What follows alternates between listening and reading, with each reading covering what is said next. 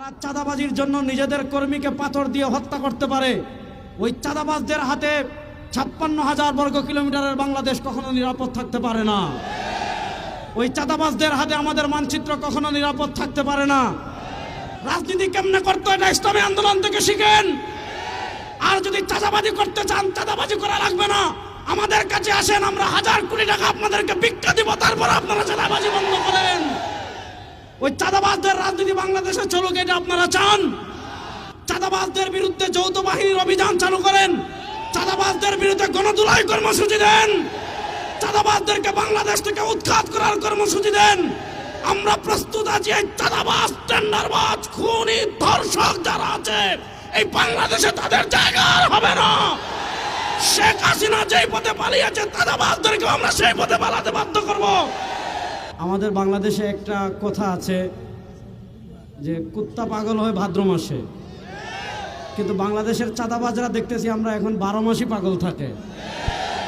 12 মাস পূর্ণ হওয়ার আগে আমরা দেখেছিলাম বাংলাদেশে ধর্ষণের সেঞ্চুরি হয়েছিল, এখন আমরা দেখছি 11 মাস শেষে 12 মাস পার হয় নাই, খুনের ডাবল সেঞ্চুরি পূর্ণ হওয়ার পথে।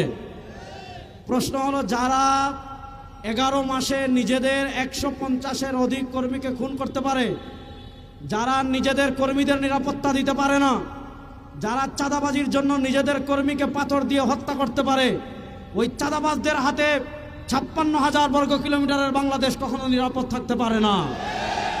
ওই চাঁদাবাজদের হাতে আমাদের মানচিত্র কখনো নিরাপদ থাকতে পারে না।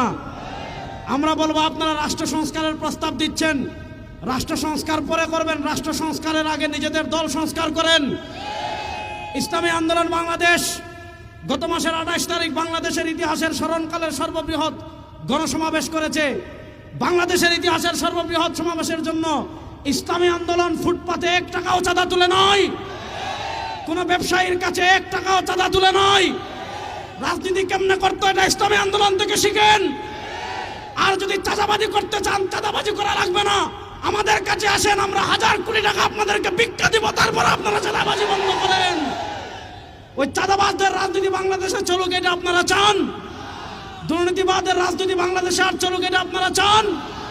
আমরা ইন্টারিম গভর্নরকে বলবো, 1 সাগর রক্তের বিনিময়ে বাংলাদেশের মানুষ আপনাদেরকে ক্ষমতায় বসিয়েছে, আপনারা সংস্কারের নামে বাংলাদেশের তামাশা করতেছেন। আপনারা কখনো নারী সংস্কার কমিশন করেন, আপনারা কখনো সংস্কারের নামে জাতিসংঘের মানবাধিকার কার্যালয় খোলার কথা বলেন, এগুলো বাদ দেন। চাঁদাবাজদের বিরুদ্ধে যৌথ বাহিনীর অভিযান চালু করেন, চাঁদাবাজদের বিরুদ্ধে গণধুলাই কর্মসূচি দেন, চাঁদাবাজদেরকে বাংলাদেশ থেকে